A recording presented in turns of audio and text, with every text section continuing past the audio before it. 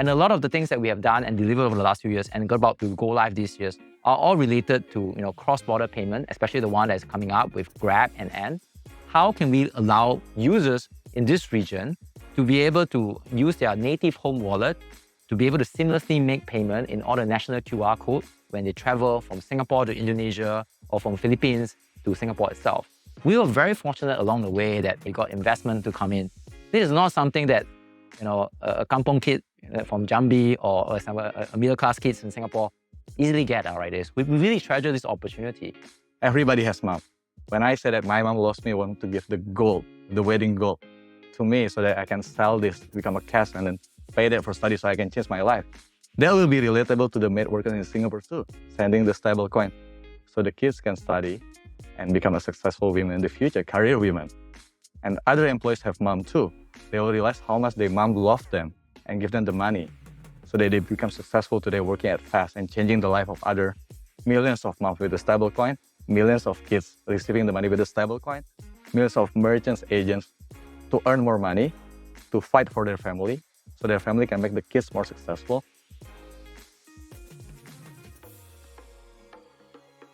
Thank you guys again for joining me. It's been, I think, more than 6 months already. Actually, almost coming to a year since I was last in Jakarta and had that really deep conversation with both of you. And a lot has happened, both from the StraitsX in Singapore side as well as the Indonesia side. But I wanted to focus for this conversation in particular around the implications of StraitsX brand refresh plus kind of like the renewed focus on kind of the global market, right? I wanted to start off with where we ended last year, which was, I think Hendra, you're talking very passionately about the potential of marrying blockchain technology with kind of the financial service distribution that you guys have in Indonesia, what that could potentially mean for families, mothers, children. With this, kind of renewed focus for StraitsX, how much do you think, Fazz and you guys are closer to realizing this vision? For the longest time, Fazz has been focusing on delivering banking services, or we call it neobank, to people who are underserved by the banks. And when we mention underserved, it means access. First, access is very difficult. Second, the fees are very high. And the third time, the speed of the transaction is very slow, right? It's just very unfair for this market segment and for this kind of underserved population when it comes to financial services. And with the 10 years of expertise building these neobank services, StraitsX come as the disruptive and a very good solution for all the problems that we've been facing. The maid workers, who also maybe also the mom of the kids in Indonesia, probably in the past when these moms try to send money, the only access that they have is remittance providers like Western Union and others. And then what happens when they use the Western Union services, probably it's going to take 3 to 7 days to arrive. That makes them worrying if the money got lost somewhere. And on top of that, they will also need to pay exorbitant fees of 3 to 5%. So with StraitsX, it's almost instantaneous, eliminating the worriness of these maid workers sending the money. And also the speed is also very fast. And the fee is also reduced to less than 1% fees. And this has been rolled out and tested in big platforms like Alipay and GrabPay. And what we foresee in the future is how we can actually integrate StraitsX into the neobank apps that we have been delivering to agents, underserved workers, and underserved rural populations to also be able to benefit from these services. So I feel like this is going to be an exciting future where the infrastructure, the traditional infrastructure that's powering neobank inside Fazz Group will now be much stronger, much faster, and much more affordable with the emergence of StraitsX powering these neobank apps. So I would say that this is going to be one of the most important focus for us going forward. Yeah, you did mention like the implications for kind of the apps and that you guys have been building in Indonesia in particular.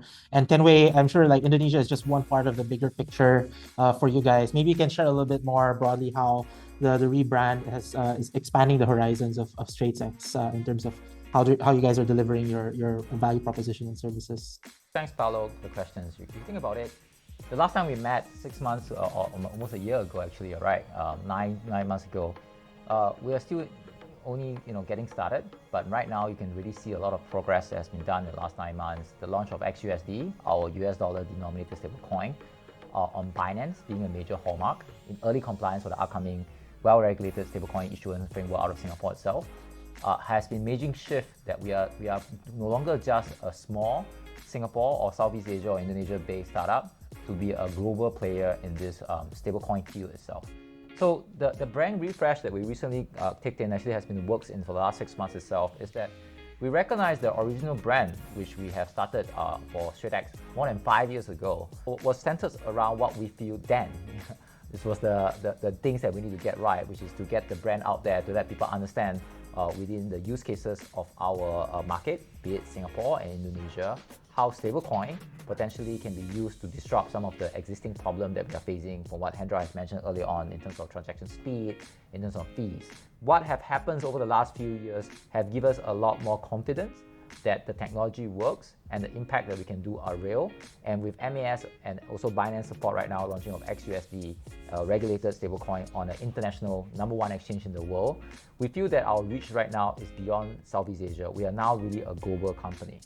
And with that itself, the rebrand, as you can see, has spent effort into streamlining some of the colors and tone of what we actually do. But what I'm actually extremely excited is also about the logo itself that represent both infinity, and if you look at it from a motion side, it represents a flying money, right? And that's something that we think capture very strongly of what actually we are trying to do in the next phase of growth, where stablecoin is becoming the internet of money that will allow funds to be moving and flying across the world borderlessly. The potential, because of the programmable nature of it, is limitless. So in some sense, that's why I think the infinity logo actually really symbolizes a lot of things that we think we are pushing the next boundary together. Mm-hmm. Yeah, I wanted to zoom into that programmable nature, because I think you guys have already made one step in that direction in the recent launch that you guys did of the virtual accounts. Can you share a little bit more about that, what that means in terms of the use cases you guys now have for these for the stablecoin rails that you guys have been building the past 5 years? Sure. I think with the launch of XUSD on Binance itself, and more importantly with our partnership with the MAS to get a well-regulated stablecoin regime example of a US dollar stablecoin out of Singapore being done, we have managed to also secure Tier 1 banking partnership from the likes of Standard Chartered and DBS Bank itself. And together with them, I think we're very proud that we probably have built out some of the world leadings or industry leadings US dollars rails. They are both compliance and also be able to meet a lot of the needs that is upcoming in the stablecoin fears that we're actually seeing. The DVA product you talk about, which is the dedicated virtual account, basically showcase the example of how actually underlyingly utility is the most important use cases of stablecoin, right? We all talk about having stablecoin, the internet of money, but it all goes back to how this can be used in the day-to-day example that is common to a lot of traditional players like that has been working with payments itself. What we have now been able to do together with Standard Chartered and DBS is that we can allow any platforms to use our API to create a dedicated US dollar SWIFT account in the name of the customers, and the keyword being in the name of the customers in Standard Chartered or in DBS, and allow them to transact with this account for their users via SWIFT, which is supported internationally on a first-party basis, right? As long as the funding source is coming from a bank account worldwide, from a bank in their name, they will be able to fund this account, or if they are actually sending money out, it must be sending out to a bank account in the name. We are able to do this thing right now 24/7 and globally. And when the transaction, US dollars actually land in this account, what actually underlying happens is that there will be automated minting of XUSD, which is a regulated stablecoin issued out of Singapore with MAS, will be actually transmitted to the destination address of this user, or the vice versa, actual sending for funds back is actually a redemption of XUSD. So with that itself, we are now having a product that allow international platform and exchanges to be able to grant their user a Tier 1 bank account to be able to mint and redeem a US dollar stablecoin regulated by MAS, right? And that becomes the foundation for a lot of application that can be built on top of it, especially helping to solve a lot of compliance-related problems, because now funds coming out that's transferring in and out of this account will be clearly showing that the actual underlying owner of this account in terms of their name.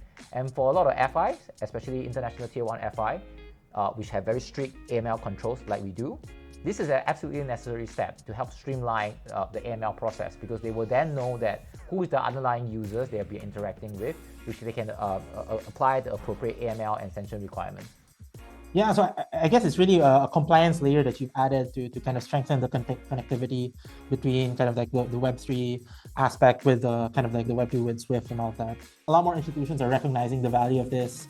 There's a lot of headlines now. There's the Circle IPO, Stripe acquiring Bridge, Thailand's Bridge project, and I think even Indonesia, the Project Garuda. I wanted to get your view, especially from the Indonesia kind of side, like what the value is, especially seeing how much regulatory momentum Singapore is doing. Like what's the view from Indonesia in terms of from a regulatory standpoint as well, and institutional standpoint of making it easier to kind of adopt these types of technologies.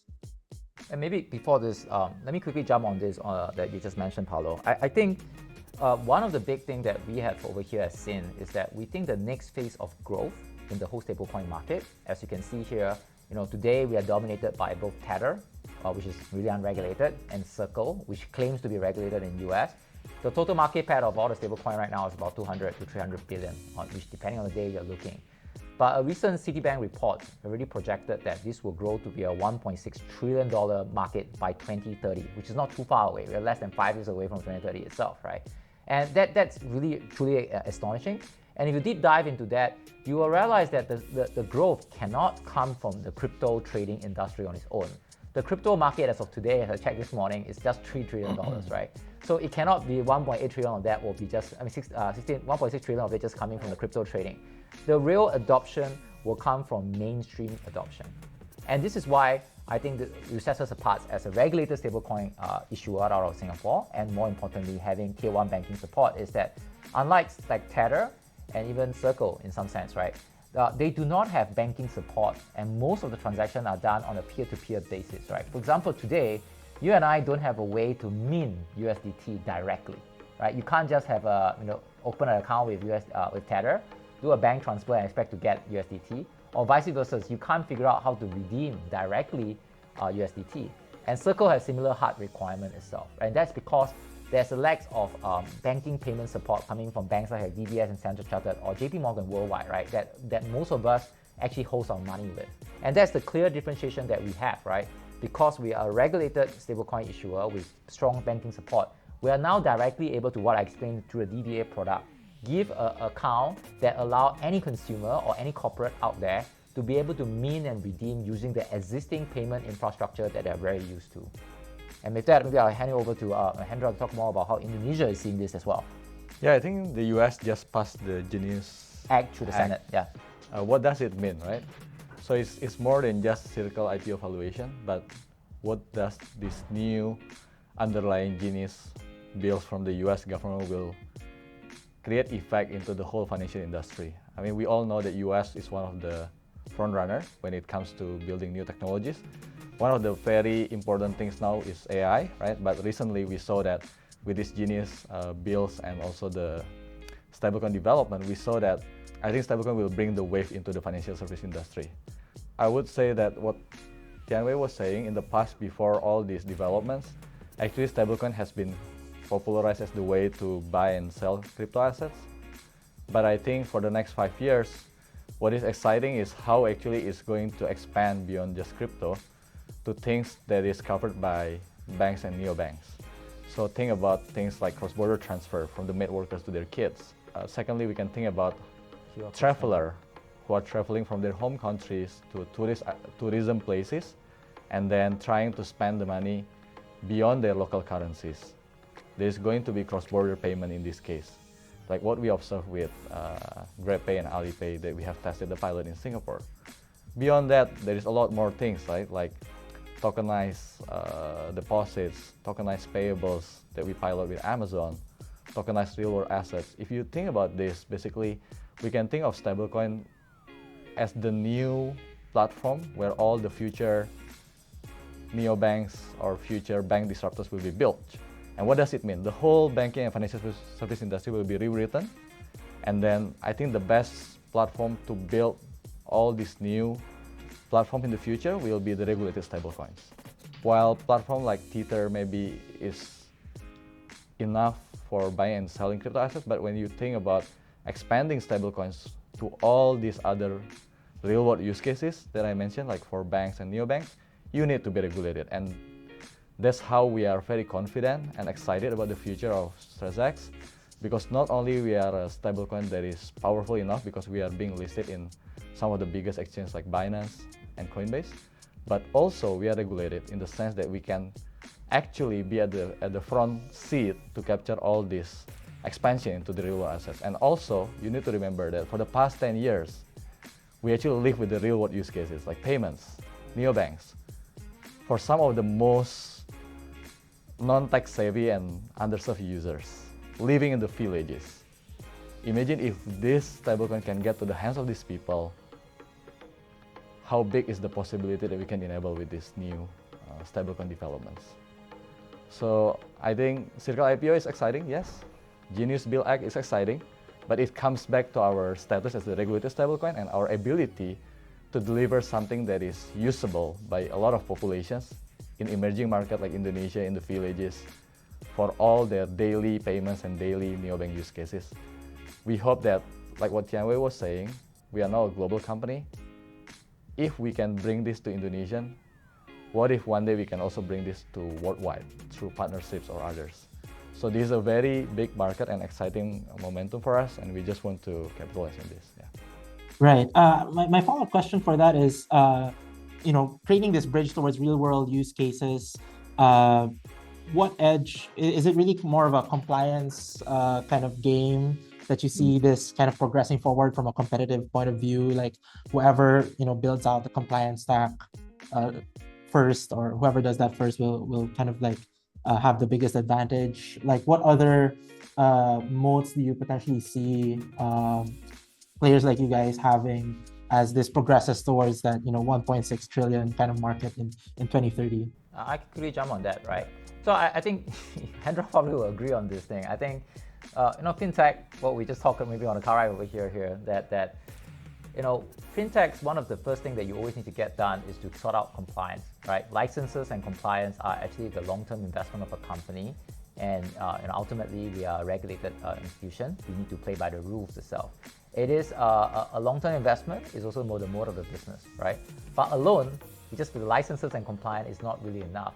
Actually, the true mode of the business that we have built out over the last 10 years is really the distribution that we have, right? Be it the 200,000 offline Warong's agents that we have onboarded, or be it the 35,000 Grab merchants now that can actually be supporting scan and pay via stablecoin. The real actual mode or what we have is our strength of our business being a payment infrastructure player for the last 10 years itself is beyond, of course, the licenses that we have, is beyond just the distribution that we have, but also the trust, right? The fact that we have been known to be the player that support real world use cases, that work with banks, regulators around the world that actually bring about the real world usage of payment that solve people's day-to-day problems, right? And most of the customers won't be asking, can you accept stablecoin? Can I pay with stablecoin? Most of the customers will be asking, when will I be able to get my payment? How much will this cost me, right? So we really see stablecoin and the likes of all this technology as just a tool to bring about solving real world problems. And what we have been doing for the last 10 years give us basically the momentum and also the infrastructure to basically place out what we can do in the next 5 years. Yeah. No, I think sometimes stablecoin, in the context of this conversation, sometimes it's kind of a misnomer because the word coin kind of denotes like a token or a digital asset. When you guys are really talking about kind of like the Rails, the platform itself that you guys are building. Right? And I guess that image kind of, there's some conflict in that image. I wanted to talk about, I think StraitsX recently has received a lot of recognition for kind of its ability to kind of the legal aspect of StraitsX and compliance and protecting against fraud and all these different things in Singapore in particular. Now that StraitsX is going global in that sense, like how do you see scaling this trust as well and scaling these protections for consumers as well? No, I think it's again what I just mentioned previously, like the trust exactly. What exactly is trust, right? I think we've been talking about this for quite a while. That even though we say have blockchain, we have like trustless system and stuff. But we must always understand that in the real world, we're actually dealing with humans, and humans are the one that still basically cares about the history of the company, what you do on a daily, who does it actually represent, right? You can always say the software you don't have to, is always right, but people actually need to have a trust anchor where they actually can bet a lot of their financial future on, right?